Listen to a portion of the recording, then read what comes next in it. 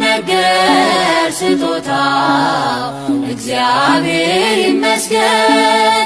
ቸል ያላለን አምላክ ስንጓዝ ማዕበሉን አቋርጠን ስለማይነገር ስጦታው እግዚአብሔር ይመስገን። ስለማይነገር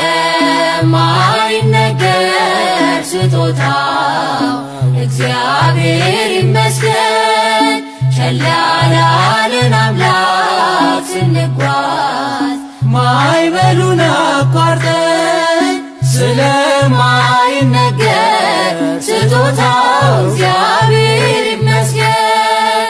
የሕይወት እስትንፋስ ዘራብን ሕያው እንድንሆን ይህን ያደረገ አምላካችን እግዚአብሔር ይመስገን።